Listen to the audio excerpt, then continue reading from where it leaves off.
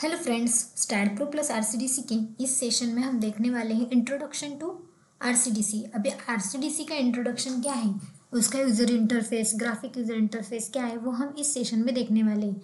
RCDC में जाने के लिए हमें एक एनालिस किया हुआ प्रोजेक्ट चाहिए। प्रीवियस सेशन में हमने देखा था कि हमने एक फाइनल प्रोजेक्ट बनाया था स्टैड का फाइनल प्रोजेक्ट बनाने के बाद हम आरसीडीसी में कॉलम, बीम या फुटिंग का पर्टिकुलरली हम डिज़ाइन करते हैं। तो इस सेशन में हम देखने वाले कि हम स्टैड का प्लान आरसीडीसी में कैसे लेके जाते हैं। तो उसके लिए सबसे पहले अभी हमें ये स्ट्रक्चर एनालाइज करना होगा। अब मैंने ये स्ट्रक्चर एनालाइज किया हुआ है। एनालिस करने के बाद मैं डायरेक्टली एडवांस कंक्रीट डिज़ाइन पे यहाँ पे जाती हूँ। जाने के बाद यहाँ पे हमारी आरसीडीसी का यूज़र इंटरफेस ओपन हो जाएगा।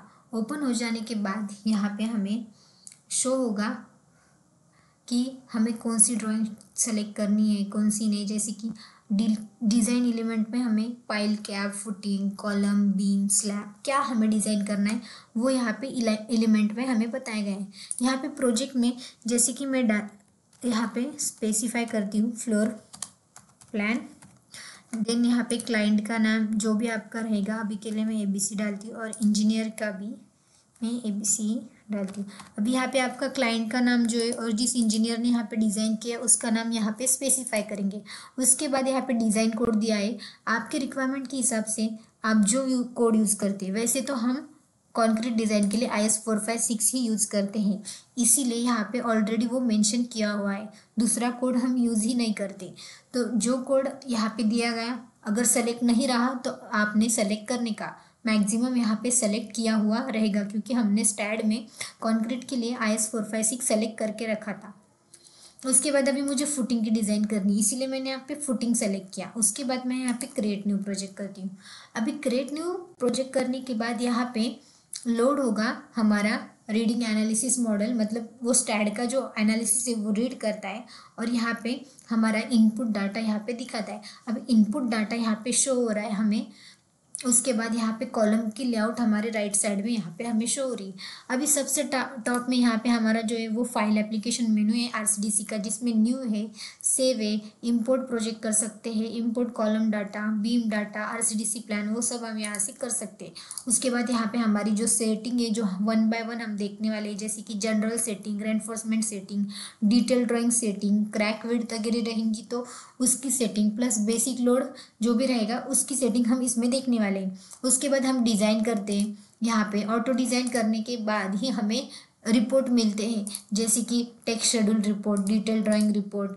उसके बाद कॉलम सेक्शन के हिसाब से, अगर कॉलम का सेक्शन, बीम का सेक्शन, उसके हिसाब से हमें रिपोर्ट मिलते हैं, BBS मिलते हैं, सब कुछ हमें यहाँ पे मिल जाता है। जैसे कि मॉडिफाई में हम ग्रुप अनग्रुप कर सकते हैं, कॉलम का नेम रीनेम कर सकते हैं, कॉलम का ग्रुप कर सकते हैं, ग्रिड लाइन सेट कर सकते हैं, ड्राइंग स्टाइल जो है हमारी वो हम हमारे हिसाब से यहाँ पे सेट कर सकते हैं।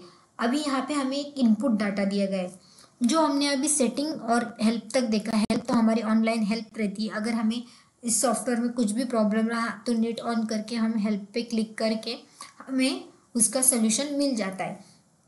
अभी नेक्स्ट, जैसे कि इनपुट डाटा हमें यहाँ पे मिला है, उसके ऊपर जो शो हो रहा है वही है जो कि हमने अभी देखा। न्यू सेव कर सकते हैं, इंपोर्ट कर सकते हैं प्रोजेक्ट, जनरल सेटिंग जो कि यहाँ पे है। उसके बाद यहाँ पे दिया गया है reinforcement setting, crack width setting जो कि यहाँ पे, क्रैक विड्थ, रेनफोर्समेंट, जनरल, ये सब यहाँ पे दिया गया है। जो ऊपर है वही यहाँ पे ग्रुप अनग्रुप, जो कि मॉडिफाई में ग्रुप अनग्रुप। टॉप में जो हमारे टैब में दिया है वही यहाँ पे लोगो भी हमें शो हो रहा है। आरसीडीसी के यूज़र इंटरफेस में हमें ये सब यहाँ पे शो हो रहा है। अभी इनपुट डाटा में जैसे सीरियल नंबर 1, एनालिसिस नंबर क्या है, जैसे कि हमने आरसीडीसी में आने से पहले हमारा जो प्रोजेक्ट था वो स्टैड में एनालाइज किया था। एनालाइज जो हमने प्रोजेक्ट किया तो उसमें एनालिस नंबर था, जैसे कि 13, 14, 15, 16 ऐसे नंबर्स थे। तो जो जो कॉलम के नंबर्स है वो यहाँ पे दिए गए हैं। 1 to 25 हमारे जो है वो कॉलम मार्क है यहाँ पे, C1, C2। उसमें ही कॉलम में ही फुटिंग मार्क भी है, जैसे कि FC1, footing column 1, footing column 2, यहाँ पे स्पेसिंग की गई है।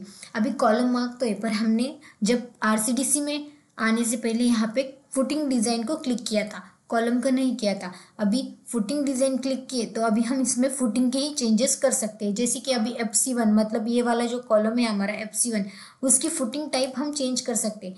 अगर मैंने इसको सेलेक्ट भी किया, अभी ये बाय डिफ़ॉल्ट पैडेड है, अभी मैंने ये 1 नंबर का सेलेक्ट किया तो देखो, देन 5 नंबर का किया तो ये 5 नंबर का कॉलम सेलेक्ट होगा।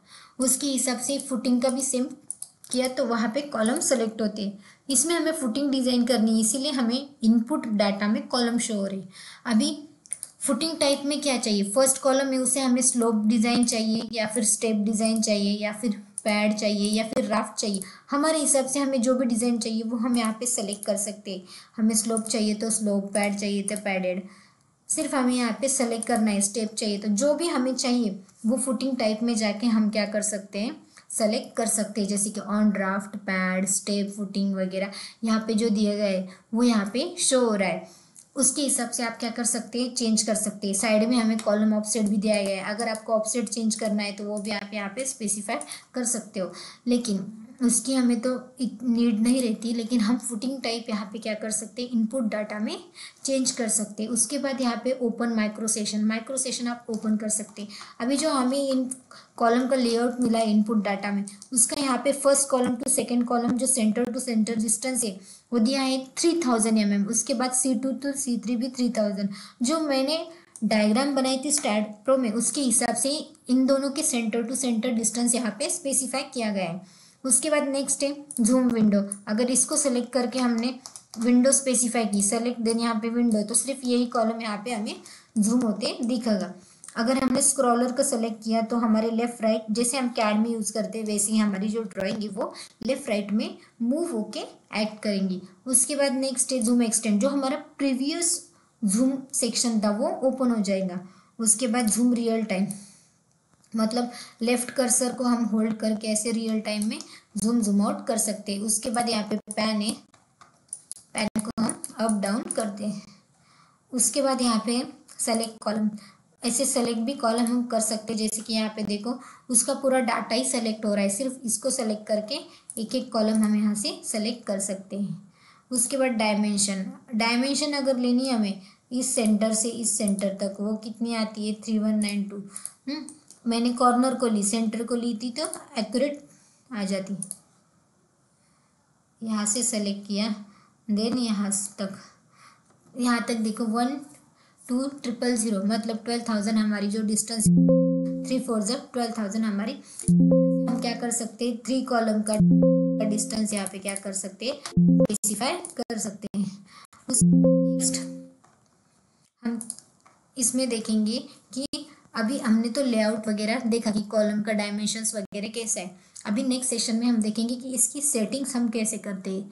हमारी जो कॉलम की या फिर फुटिंग की या फिर बीम की जो भी हमारे डिज़ाइन है वो हम कैसे करते हैं वो हम नेक्स्ट सेशन में देखेंगे। इस सेशन में तो हमारा लेआउट था जो कि हमारा आउटपुट आया है यहाँ पे।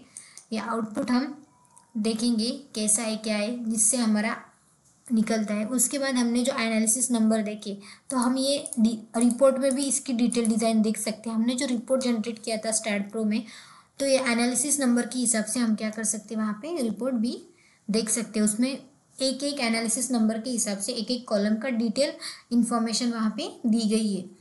जो भी उसने हमने स्टैड में डिज़ाइन किया है उसके हिसाब से वहाँ पे उसकी एक एक एनालिसिस नंबर के हिसाब से एक एक कॉलम की डिज़ाइन दी गई है, लेकिन फुटिंग की नहीं दी